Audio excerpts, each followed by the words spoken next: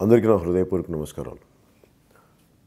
Janasena party తరపు నుంచి జనసేన అధ్యక్షుడిగా మా పార్టీ మేనిఫెస్టో యొక్క ముఖ్య అంశాలని ప్రజలకు మరింత చేరువయ్యేలాగా అన్ని సభల్లో చెప్తూ వచ్చాను. విద్య గురించి, వైద్యం గురించి, వ్యవసాయం గురించి, మత్స్యకారుల గురించి, అలాగే అనేక అంశాలపైన నేను మేము నిర్ణయం తీసుకున్న ఆలోచన విధానాన్ని అందరికీ తెలియజేయడం జరిగింది. కానీ ఈరోజు నేను కొన్ని ముఖ్యమైన అంశాలను స్వయంగా నేనే కొన్ని మీకు వివరించడం జరుగుతుంది, మీకు సమగ్రమైన అవగాహన కల్పించడానికి.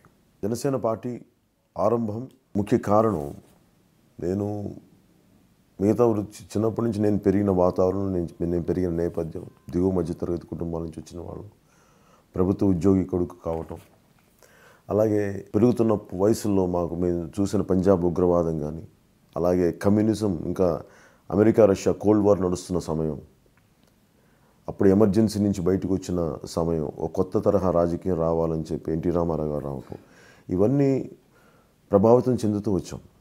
మేము తమిళనాడులో పెరగటం వల్ల ఎంజీఆర్ తాలూకు, అన్నా డిఎంకే తాలూకు రాజకీయ ఆలోచన విధానం, అలాగే పూలే, పెరియార్, వీళ్ళందరూ ఇట్లాంటి మహానుభావులు అందరూ, అలాగే కాన్షీరామ్ గారు లాంటి సామాజిక సరిగా ఉద్యమంతో నేపథ్యంలో కూడా కొత్త పార్టీలు, ఇవన్నీ నా మీద చాలా బలమైన ప్రభావితం చూపించింది. అలాగే యువత నక్సలిజం వైపు వెళ్ళటం, వాటికి ఎందుకు వెళ్ళారు, ఇవన్నీ చాలా రకాలుగా నేను ప్రభావితం చెంది, కేవలం నేను నటుడిగా కనిపించుండొచ్చేమో కానీ ఇవన్నీ నా మీద చాలా ప్రభావితం చూపించిన అంశాలు ఇవన్నీ. అలాగే 2009లో 2008లో నేనైతే జనసేన పార్టీ కంటే ముందు నేను కామన్ మెన్ ప్రొటెక్షన్ ఫోర్స్ని పెట్టింది. అది కాదని చెప్పి మళ్ళీ అది అన్నయ్య గారి పొలిటికల్ పార్టీలో పెట్టడం వల్ల నేను దాన్ని వదిలి ప్రజారాజ్యం పార్టీలో చేరి దాని తాలూకు మేము నేర్చుకున్నది.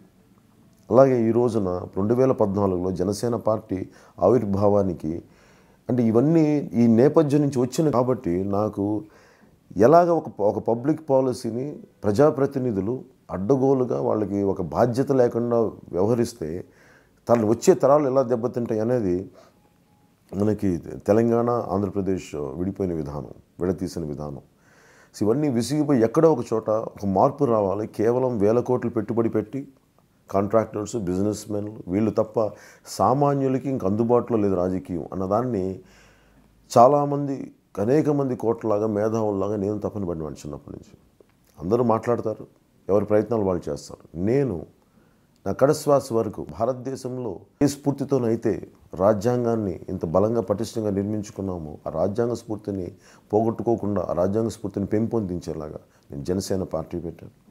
దానికి తగ్గట్టుగా నా అడుగులు వేస్తున్నాను. ఇది పెట్టి ఇది 5 సంవత్సరాలు అవుతుంది.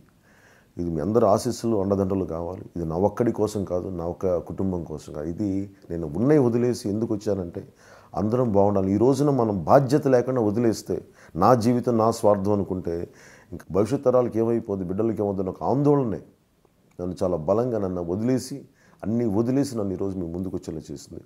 అందుకని మీకోసం మేనిఫెస్టోలో కొన్ని ముఖ్య అంశాలని ఒక్కొక్క దాన్ని అంశాల వారీగా మీకు వివరిస్తాను. జనసేన పార్టీ ముఖ్యంగా మేము మేనిఫెస్టోలో దృష్టి సారించిన అంశాలు ప్రజా సంక్షేమంలో, సంపద పంపిణీలోనూ అందరికీ సమాన అవకాశాలు కల్పించాలి. అందరూ చెప్తారు కానీ ఎలా చేయాలనేది చాలా స్వార్థపూరితంగా ఉంటుంది. అలా కాకుండా ఎలాంటి వివక్షలు లేకుండా ఎలా చేయాలి అంటే ఓట్ల కోసం ఇది కాదు చెప్పి అందరూ బాగో కోసం అన్నట్టుగా మేము ఆలోచిస్తున్నాం. అలాగే లా అండ్ ఆర్డర్, శాంతి భద్రతల నిర్వహణ చాలా పటిష్టంగా ఉండాలని మేము కోరుకుంటున్నాం.